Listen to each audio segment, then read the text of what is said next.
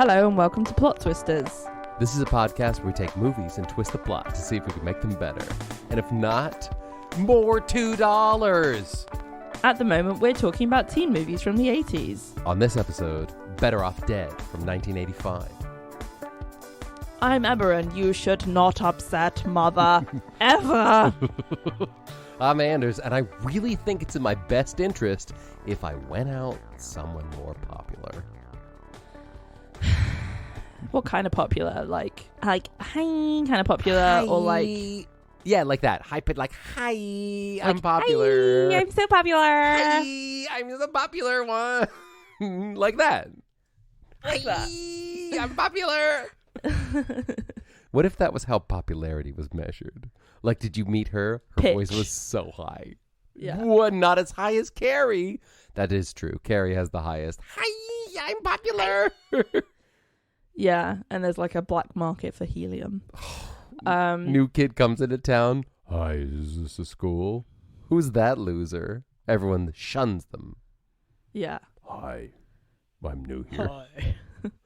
I'm new. Where I went to school, being low-voiced was cool. I'm confused about your new rubric. And it's she's all that, but it's like primarily vocal training. Well, here at the school, everything's... you just don't know. You're not cool. Yeah, okay, fine. Thanks for making me feel bad. So here we are, Here back we at are, it again. with the white at vans. Krispy Kreme. That's a reference to a Vine from several years ago. I really need to turn off my internet. His fans were so white, though. It was great. Every time. We're still wearing those shoes. Nice. Right? Do you remember when that kid was so popular because he kept wearing the Vans? And everyone's like, back at it again with the white Vans. Yeah. Do you remember when life was simple and we could just talk about some kid's white shoes? Yeah. What happened? What happened to us? We used to be cool, Earth. You know? Well, Did we? I mean, no. There were moments in history I don't where know we about were you, just mega but- chill, you know? Yeah. Yeah. But now, not so much. I'd love to see I'd love to see like a line graph of like how like the overall happiness of humanity Yes. over its entire existence. I really hope that when I die, I get some like end of game statistics. So like you may not know this, in some video games when you Rolling finish credits. the game, Yeah. you'll get things like a screen of statistics, which is like, this is how many people you killed, this is how many times you died, this is how many charms you found, this is how many weapons you owned and stuff. I did not know that. Yeah. Spoiler And so alert. like sometimes it's like part of the game to try and achieve that. Other times it's just fun.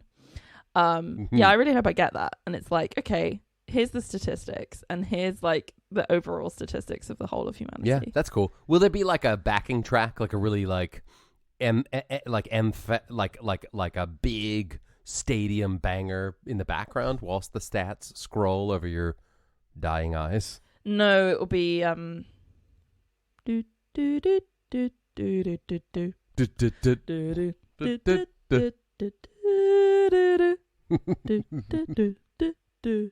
do do do Your dying music is going to be like elevator like / hold music. The music from the Wii, shop.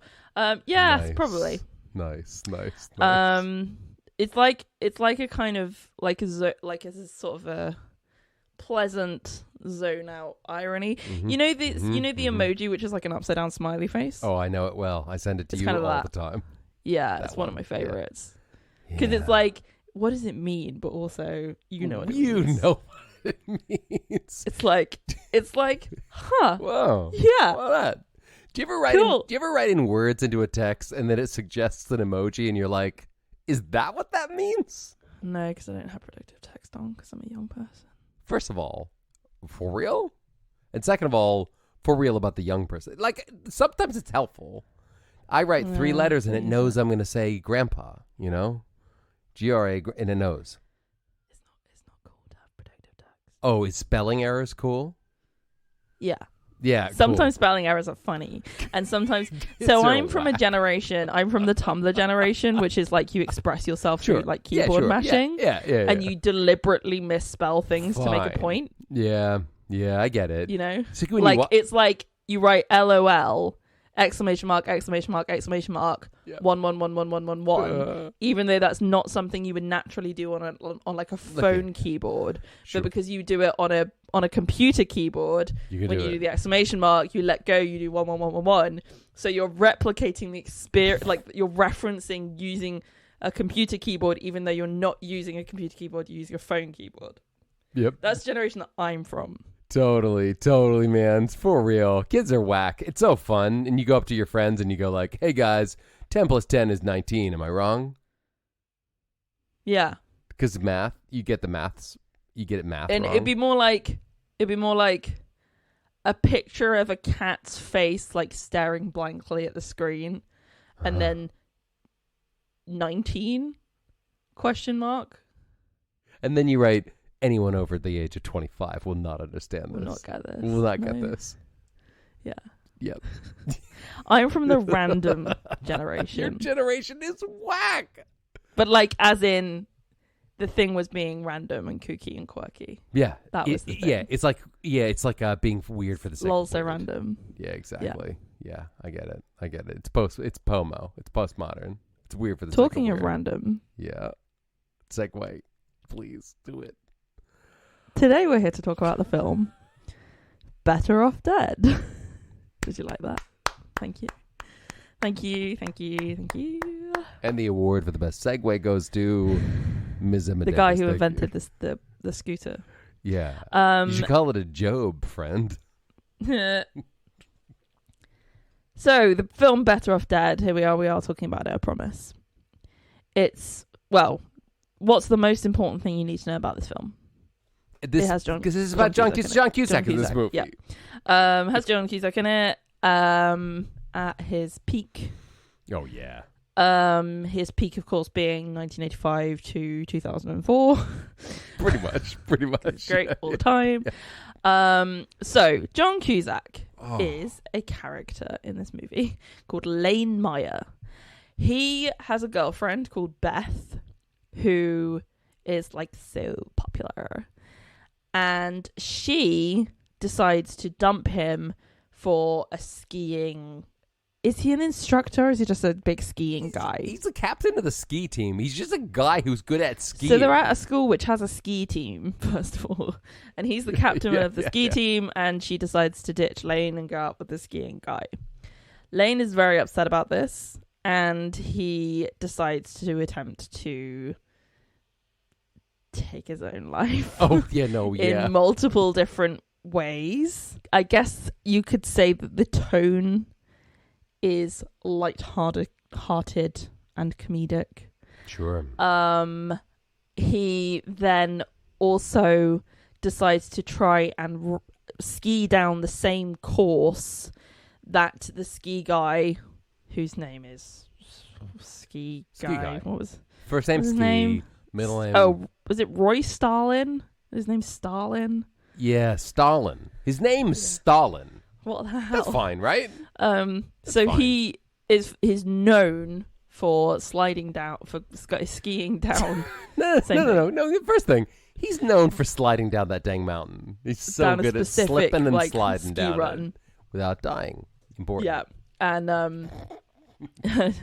and Lane decides to try and do this as well.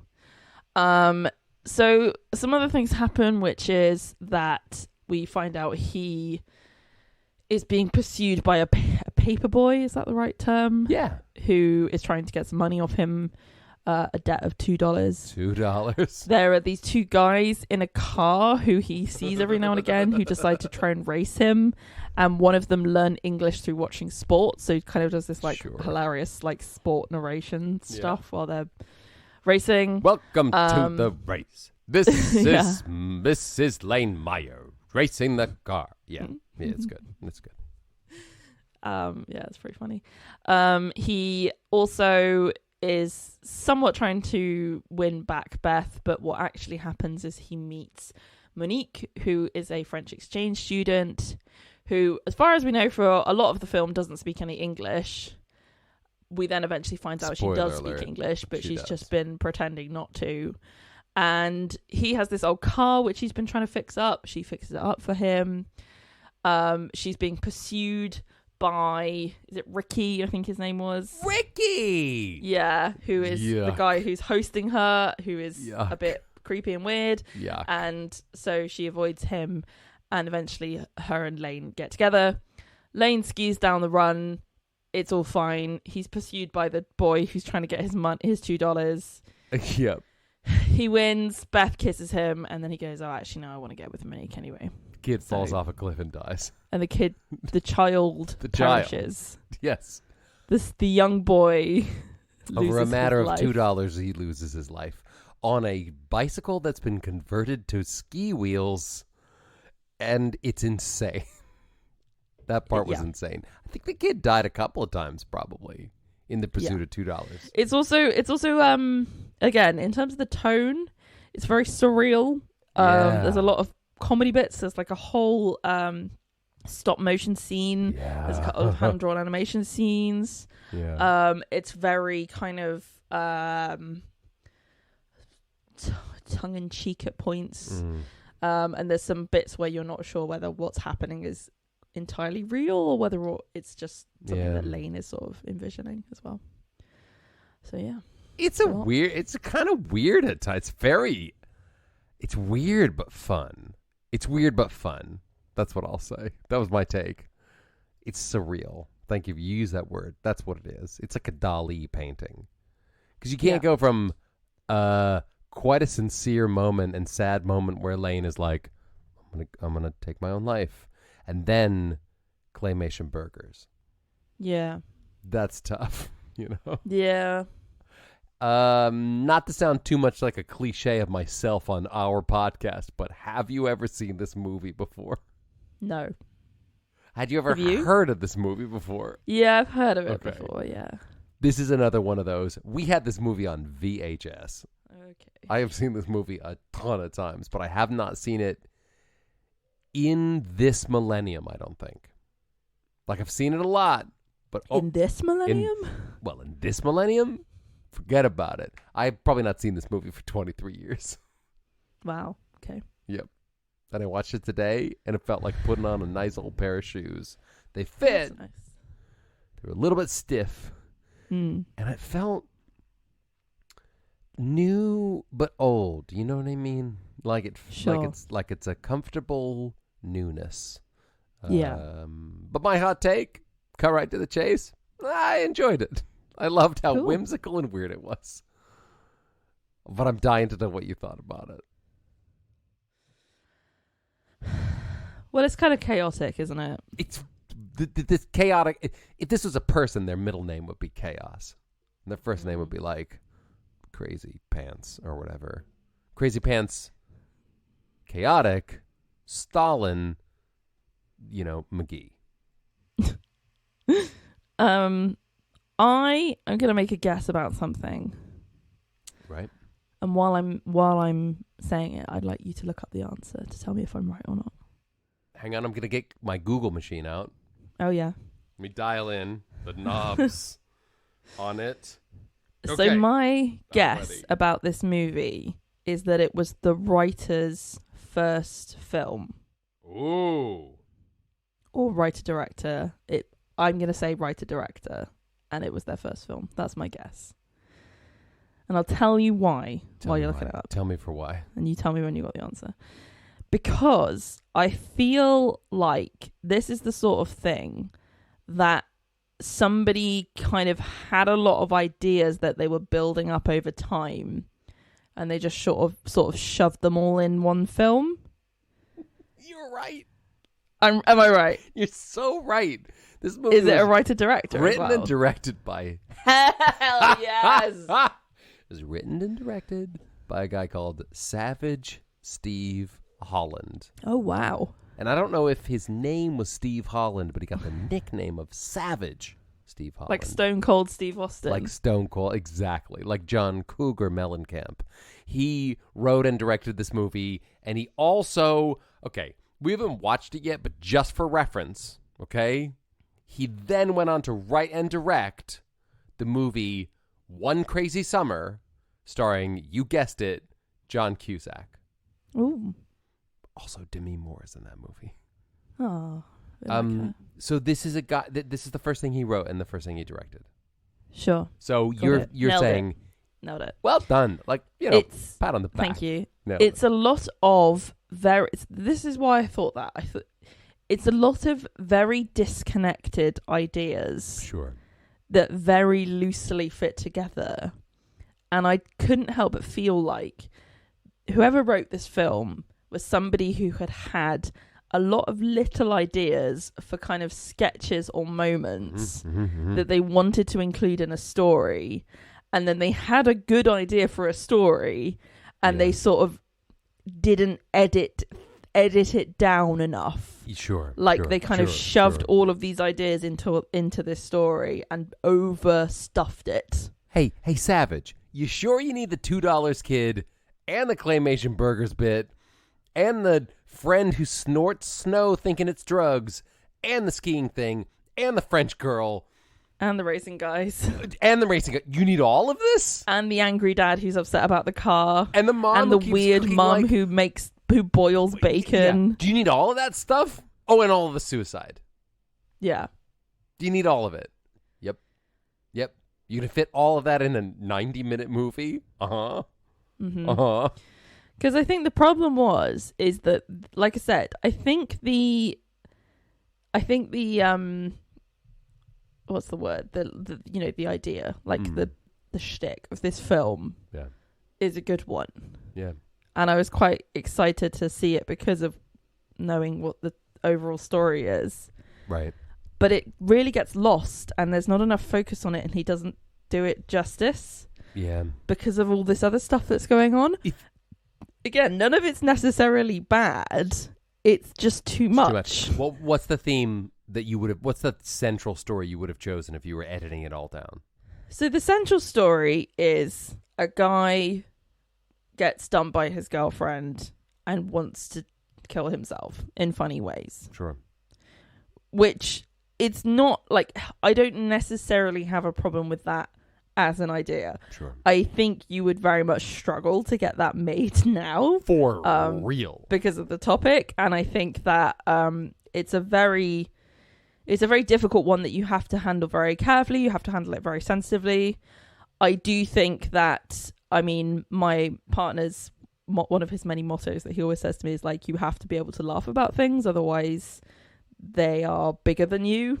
And, when you laugh at stuff, you exert power over it, right? And which I think is a really good thing to follow. Yeah. I think you can certainly misuse that mantra by then not taking things seriously enough, and you obviously don't ever want to belittle anyone's experience.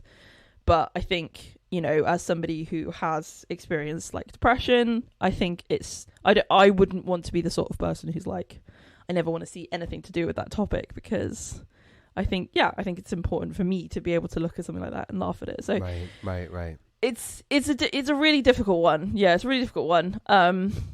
I think if I just go ahead and say, let's take that concept and run with it, whether or not that is something that you should talk about is a kind of different issue. But for the sake of the podcast, let's say we're doing that as the story and we're making the film. Yeah.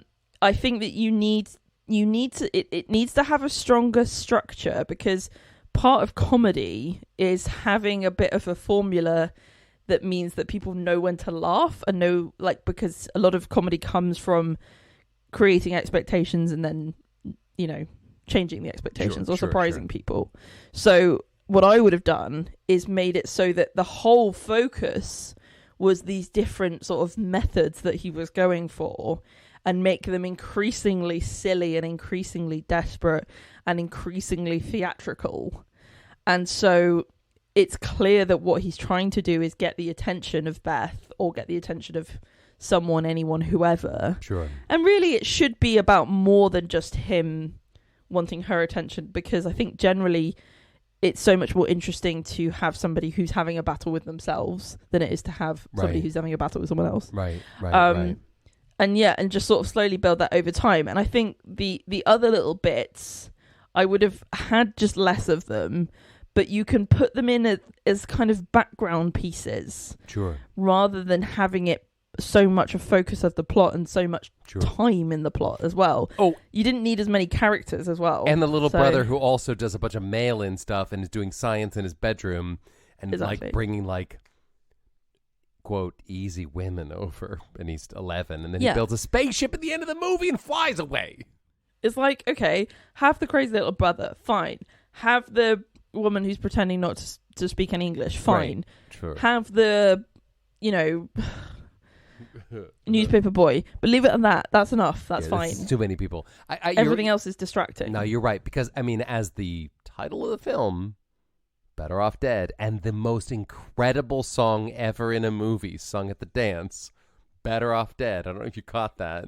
I'll be better off dead than to live without you, right? Which is a great song. It was a really good soundtrack. It's incredible. The whole conceit of the movie is it's a taboo topic. You have to approach it with kid gloves, but like, you're breaking up with me, I'd be better off dead than be with you. And he needs to learn through, that plot line. You would be 100% better off alive without her because she's the worst. Yeah, absolutely. Right? Like, why is it that he's built up this person so much and has decided that he can't live without her when she's so, to the audience, is so clearly just rubbish? She's the worst. She leaves him because, and I quote, he's a better skier than Lane. Yeah. Lance, what's his name? Blame. Lane. She breaks up with him because this other guy's a better skier. And he's also a jerk, right? Yeah. Hey, kids in high school in the 80s and also now probably don't like jerks, because once a jerk, they're always a jerk, probably. Mm-hmm. You should date people who are nice and say, to do nice things for you and ask how your day was. That's what I think. Well, but yes, fine.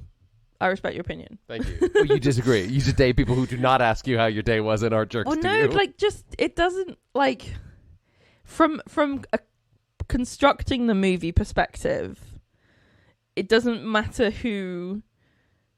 whether or not the person who he's trying to pursue is sensible or not. Yeah, no, obviously. Because the whole point is, like, he has built her up to be something that she's not. So it's like, yes, you should date people who are nice, but also average people are average people. Also, I get you. But also, this movie, if you use all the wayfinding signs that we've learned over 2 years of watching teen movies, this movie is textbook, right? She's popular. Oh, yeah. He's not. For some reason, they're dating, but they shouldn't be because there's a more popular boy, right? So she's going to date him. And this kid has an existential crisis because if he's not dating this woman that he's obsessed with, in love with, then who is he? Because it's high school.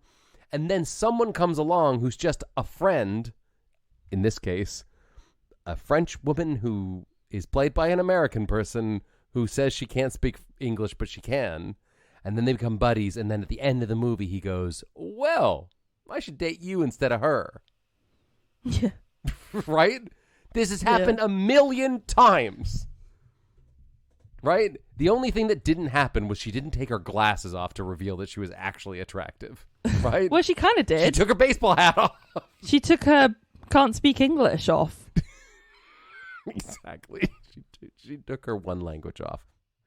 I think I think that's a good point about how for some reason they're dating. That we don't really get an explanation of that. Right? Why are they going out in the first place? And I think they said they've been together for like 3 months. Because she's popular. He's a loser. No offense, right? But he's kind of a loser, right? But like, and also she if she's not that interested in him, but because at the start she's just kind of like, oh yeah, he's cool, but I'm gonna ditch him. Yeah. So it's like, well, how did these two people end up together? Would it not have made more sense to start with him pursuing her? Yeah, for sure. And her being like, oh, maybe I should date this guy, or maybe I shouldn't. But that's 16 Candles. That's Some Kind of Wonderful. That's what's another movie where? Oh, that's the one with Heath Ledger. 10 Things I Hate About You. This is a movie about a guy. I'm fine with that premise, but if this was John Cusack likes a popular girl who doesn't like him, and tries to pursue her, but she doesn't like him. And in the end, his friend, who's just a friend type, turns out to be his love interest, then that is 82% of the movies we've watched. But it still kind of is that. But it still kind of is it's just that they are dating. Maybe it should be that it isn't because she's a popular girl and she just decides she wants to go out with someone more popular. Maybe they do actually genuinely get on, but something specific happens that causes her to break up with him. Like, her dad says you can't date anymore, or she moves to another country or something. I think it's the fact that she's just suddenly like, I don't actually like you anymore. I don't actually like you. But we don't know why she liked him in the first place. Yeah. We needed less characters and more flashbacks to when they started dating. Yeah. So we knew why they were dating in the first place. Because, I'm not accustomed to this kind of losery guy, but we like in high school who's already dating the popular girl. That's not a thing. The Duckies of the world are not already dating the maybe the prom queen. If it was that she just likes having someone who's obsessed with her. Who doesn't? And then the ski guy does a better job of being obsessed with her than John Cusack does, and it's like a showing of love thing. He gets the school band to sing her a song or something. Da da da da ba da da da da da. That's 10 things I hate about you again. Yeah. Here's what I'm learning. The 80s did a great job of laying the foundation, okay? They did a pretty good job of coming up with some of the premises. The 90s? Ooh, baby. They took it one step farther. But they still said things they shouldn't have said. And I think in a little while, when we start watching the movies from the 2000s, one of two things will happen. They've perfected it in a way that I never thought possible. The perfect storyline. He likes her. She likes somebody else. Nerd alert. Here comes a friend. Ooh, they're just friends. No, they're not. Twist. And then they end up together in the end. Or maybe it peaked in the 90s and everything's garbage afterwards. I don't know. We watched so many teen movies that I feel like I'm well equipped, but I equally feel like I've been cleansed, and so I don't know anything anymore. Do you know what I mean? Yeah. Like the knowing is not knowing. This is what I'm saying. The more you know, the less you know. The more you know, the more the more. Wait, what is it? The more you know, the more you know how little you know. Einstein said, "I can never understand it all." Right, and he was one of the smartest flippin' guys ever. Yeah, he did that energy thing. Right, and he did that thing where he stuck his tongue out, and everyone was like, "That guy!" Right? Yeah. Relax, smart dude. E equals whatever, but party on, dude. Didn't Einstein say that? I'm pretty sure he said, "What's up, my dude?" Didn't Einstein invent Red Bull? That's what I heard. I read that on a blog. Wasn't Einstein the captain of the football team? He was the guy who did the winning goal, and then he did a keg stand afterwards, and he was totally cool, man. Yeah, and his shirt fell down. He had an 8-pack. Totally, and a cool tattoo on his back that says in Mayan letters, "Stay positive, bro." Yeah. Plus, he didn't sign my yearbook, but that's cool. I'll see him next year, probably. I'll see him around. Friends, countrymen, lend me your ears. But actually, not your ears, the ears of other people. We would love you to let your friends know about our podcast because, that thing where you tell a friend and then they listen to the podcast? That's that thing. Tell your friends about Plot Twisters Pod. Thanksies.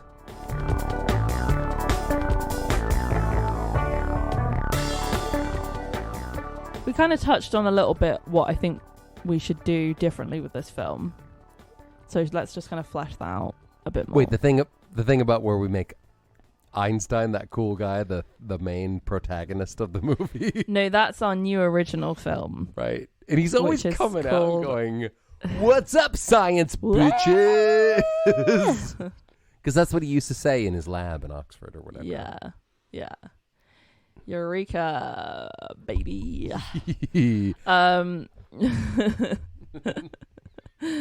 Eureka, baby! So, yeah. Let's all go to spring break. Dogs equals MC. Chill, bro. So I'm thinking we kind of, I think, fix the issue with John and Beth, which is that maybe Beth should be dating him for a reason, and then that reason changes or expires, rather than she's dating him for no apparent reason and then just randomly changes her mind. That makes sense. Maybe the reason is something like, they mentioned there's a bit where he goes on a date with the girl and the girl says, I'm just doing this as a favor for my dad. Maybe it's something like that. Like she's only going out with him because because John Cusack's dad is her dad's boss or something like that. Yeah, that's fun. And remember, we're in a very small town, right? This small town is, they even said it with the guy with the top hat, nobody comes here. It's just a little town in the middle of nowhere. So maybe John Cusack is dating this girl because their dads work together. But then and also she likes skiing, he likes skiing, and he's pretty good at it. But then this new guy comes into town and he's really good at skiing. So she wants to date him because he's actually like a cool guy who's good at skiing, Yeah. And John Cusack is like, what about me? I'm a nice guy and I also ski. Maybe also then part of the reason why his relationship with his dad is weird is because of the fact that his relationship with Beth is breaking down. Rather, because in Better Off Dead, his dad's like, oh, get over that teen girl. Why are you so obsessed with her? And that just doesn't feel very realistic. Surely... No, he should be like, how's your girlfriend? Oh, is it? It's nice. Oh, dating. That's good, isn't it? Because isn't it more common for... Or maybe it's just the stereotype for dads to be like, oh yeah, what a great girl. Whoa. Dads are like, oh, you're dating somebody? Well done. Cool, yeah. Good stuff. And she's hot. And she's swing, because that's what dads do, right? Exactly. Showing. Wish I could date that hot piece of maybe underage. we could date her together, right? Yeah. That's what happened in movies. Your mom's nice, but your girlfriend is nice. That we shouldn't do that in the movie we're making, though. But let's agree. We can do it, but not weird. So we can do it so that it's like I said, he's her dad's boss. Can I just say? Maybe he says maybe he meets. This is as far as we'll go. She comes over for dinner, and the parents meet the girlfriend, and then they leave, and the dad and the son are having a good heart to heart about life, and they're making a car analogy, and the dad's like, yeah, your girlfriend, she seems nice, and he makes some bad joke about upgrading to a younger model. That's as far as they go, though. Yeah. Maybe I should lease a new Ferrari. It's hinted at. Yep.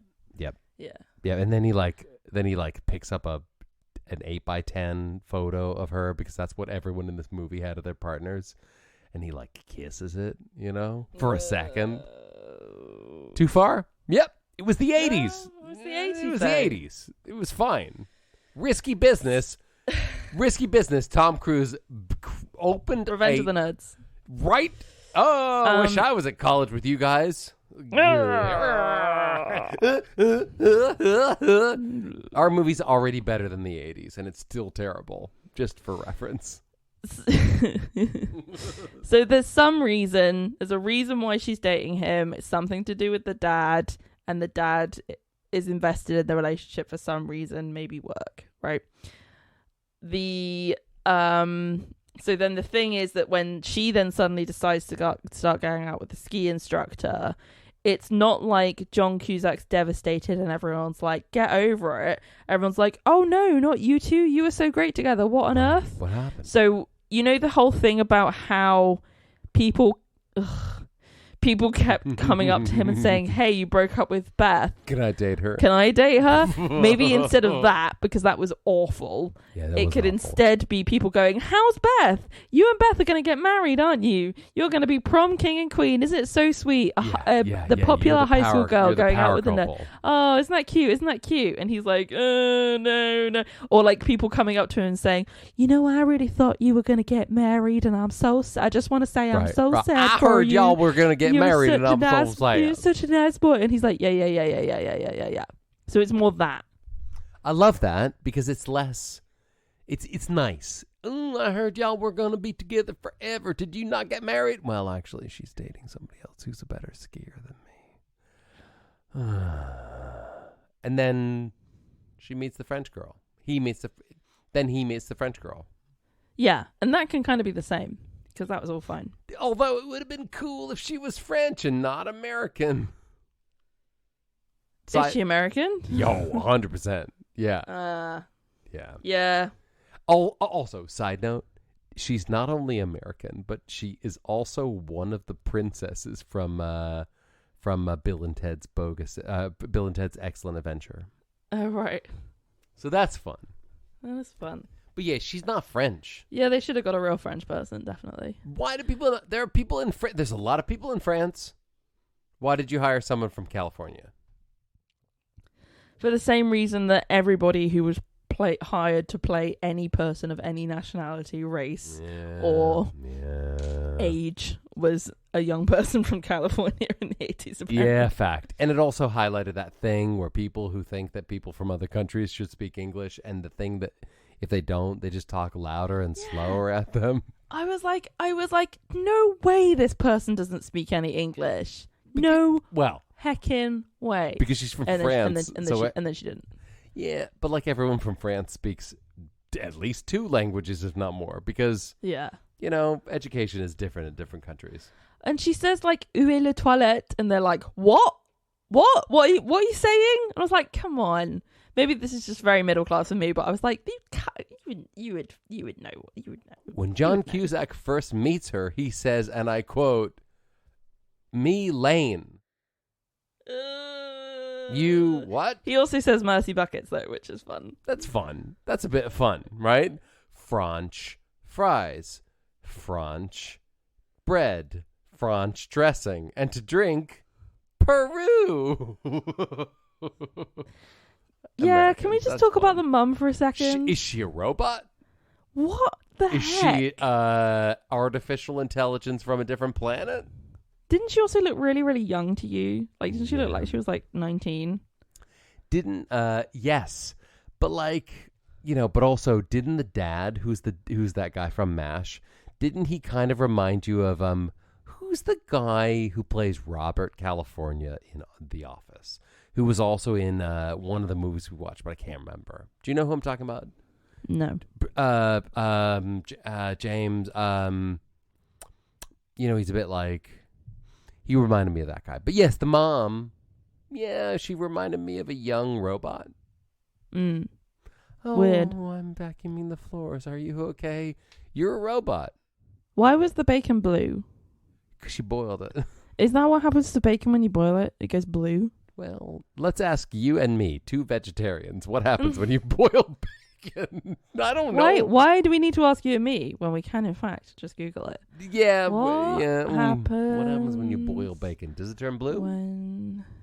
The first search result is what happens when you die. Well, better off dead than what happens when you swallow gum? It's what fine. happens when you file for bankruptcy? You are bankrupt. What happens when you block someone on Instagram? They don't. First of all, the 3 most important thing that people need to know. What happens when you swallow gum? It's fine. It goes through you. What happens when you file for bankruptcy? You don't have any money. You're bankrupt. Start anew. What happens when? What was the one? Somebody blocks you on Instagram. They can't see your pictures. Right? It doesn't go blue. It looks the same. It looks the same as fried bacon. It's just less. It's just like the same amount of pink that it is. The mom who's a robot. Normally. What she needed is an air fryer. Mm. Because they'll fry that bacon, but all the grease will be captured. So it'll be lean. Yeah, and also maybe like don't put blue food coloring in your bacon water. Yeah, and also don't be from a different in your planet. hot ham water. Hey, it's hot ham water, right? Turn off all the burners. Maybe she's from a different planet, and the dad is also like a space guy, and he's keeping her safe. And that's why the son flies off in the spaceship at the end. To find his real mom. His planet, yeah. Yeah, that's where he's really from. The irony is his real mom is right there, right? Yeah. But she hasn't launched her gills or her sort of like tertiary alien tongue fingers. Tentacles. Right? Yeah. And there's another interesting story. So many interesting films could be made from this one film. I know. You could make a whole movie about the $2 kid guy, right? Yeah. And the guy who learned American English from sports. An amazing story of overcoming adversity and challenges of an immigrant family, right? Who the kids learned English because maybe their parents were had to work too much, or they were in prison, or maybe they were drunk. They had to learn from sports TV how to speak English. Yeah. What a harrowing adventure! And also, this movie could have been 100% claymation about two claymation burgers who fall in love. Claymation, baby. Also, can I just say my favorite scene? Hang on. Hold on to your text machine. I'm about to text you a photo Okay. of my favorite scene of the whole movie, and I really hope you agree. And if you How don't... do I do a text again? You need to go to the internet, www.text.com. This is my favorite scene from the whole movie. Do you see it? It's a picture of John Cusack, and he's standing over his French girlfriend at the dinner table, and she's got candles in front of her and a nice dinner. Yep. And he is playing the saxophone. Specifically, he's playing the sax solo of the background music of that scene. He's standing very close to her. Aren't saxophones pretty loud? They're not quiet. They're not the quiet instrument. Nobody ever said, I want to play a quiet instrument. Cool beans. I'm going to play the sax. Also, it looks like they have an arcade machine in the background. Maybe they do. They're in a dream. Nice. That scene, so there's background music happening. And then out of nowhere, John Cusack pulls a saxophone, and he's playing the solo from that music to the French girl whilst she dines at the finest restaurant, which, by the way, is that creepy burger shack with the guy who's sweaty and says you can't wash your hands. So here's the final correction that we need to make about this film then. Sure. Is that you can keep the weird, surreal, ridiculous bits in, but just make it really clear when that's happening and when we're in reality. Correct. Like, you can't just blend them so closely that you just kind of look away from the screen for a second, then you look back and you're like, wait, what? Right. We need clear because it just confuses people. You need it to be like, yeah, when are we in John Cusack's head seeing his visions? Sure. And when are we seeing the truth? Well, it's like, did you ever watch in America? We had a show called Mr. Rogers' Neighborhood. Did you have that here in England? We did not. So, like, in Mr. Rogers' Neighborhood, he was a real man who would come home, and then it was a kid's show. He'd come home, he'd sing a song, he'd change his shoes, and then talk about his fish or whatever. And then there was this model train, right? Transport enthusiasts. What? That he would, like, see, and he'd go, hi, magical train. And it would go through the wall of his house in suburbia, and it would enter the land of make-believe. And in that land of make-believe, all sorts of wacky, crazy shit would happen, right? But it was defined. When the train goes through the wall, crazy, weird stuff happens. But on the other side, it's just factual human stuff. And I feel like we needed a train to the land of make-believe in this movie. Do you agree? Definitely. Yeah. You need like a wall of sorts, whether literal or metaphorical, to distinguish. Otherwise, people just they don't lost. know. I just sent you my second favorite screen grab of this movie. Did you get it? It's the two hamburgers. And they're in love. And there's the hamburger, and then there's the girl hamburger. That's fun, isn't it? There's the hamburger with a face, and then there's the hamburger with a face and eyelashes and eyeshadow and big lips on and blush on. Well, so that you know that she's the girl one. Dear listener, I think if you look closely, first of all, they're both drinking wine, okay? Right? They're drinking red wine. But also, I think she's a cheeseburger and he's a hamburger. And I think that means something. What's the difference? I don't know what the difference Cheeseburgers are girls. Oh, right. Right, hamburgers are guys. Now I understand the gender binary. Obviously.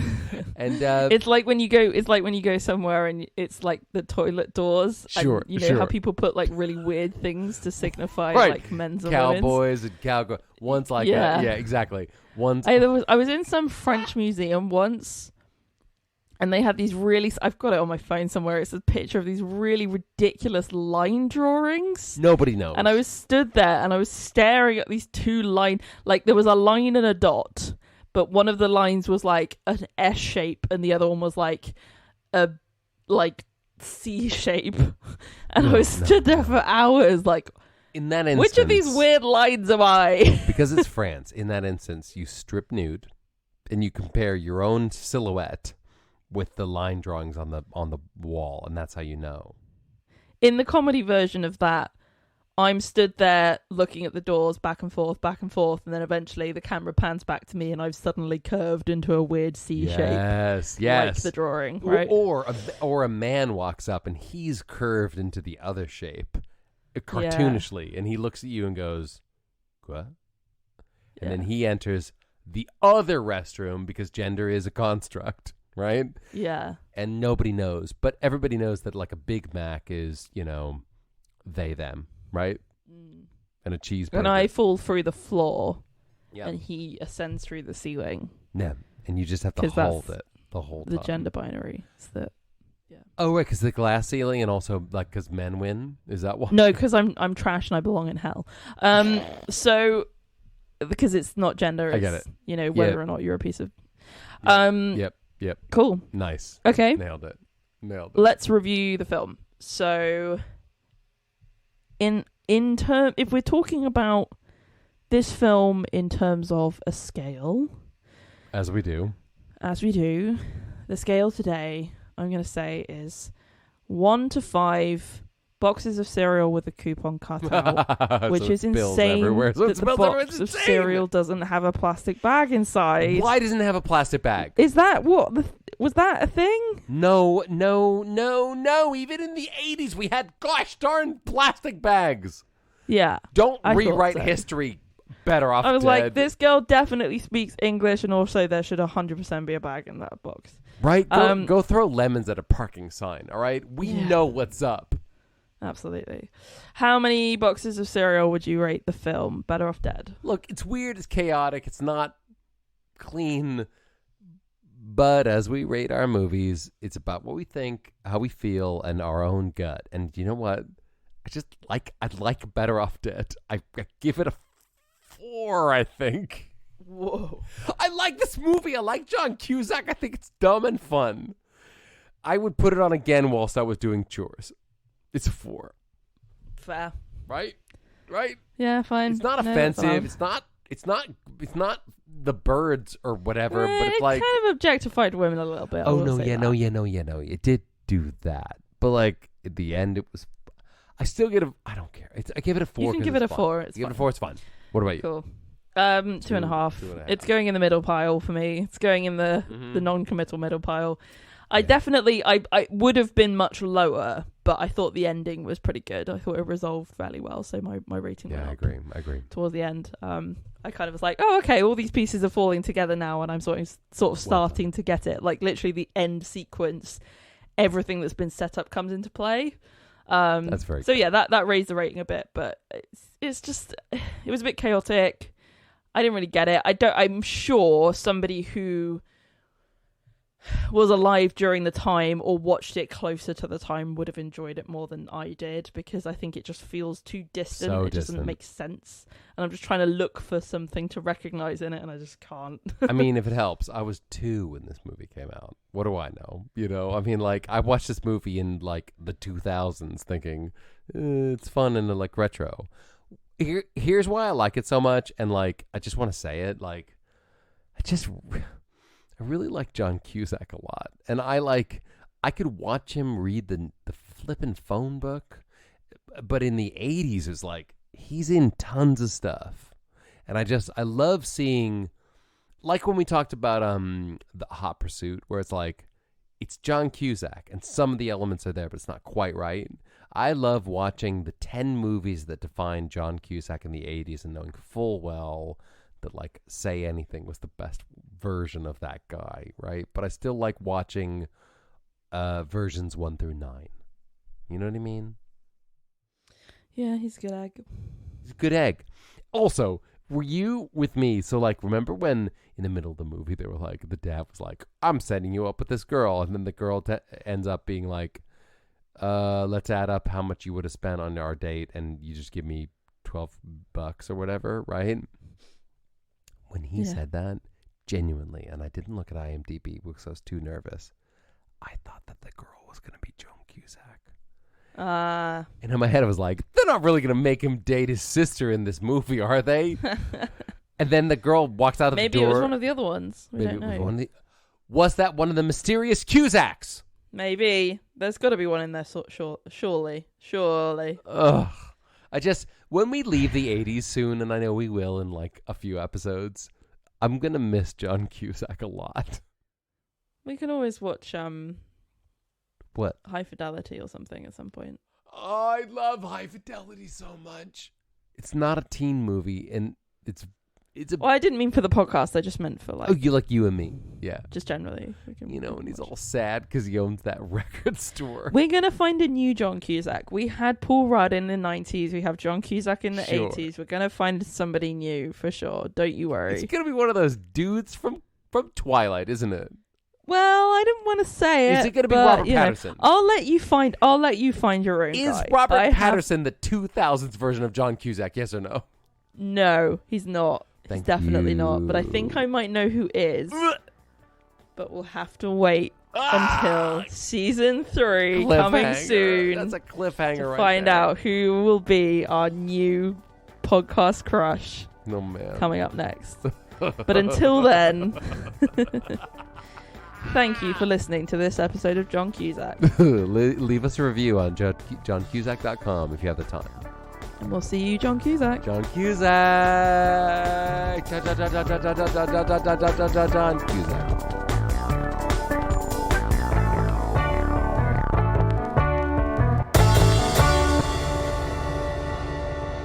Exclamation mark, exclamation mark, exclamation mark, 11111111.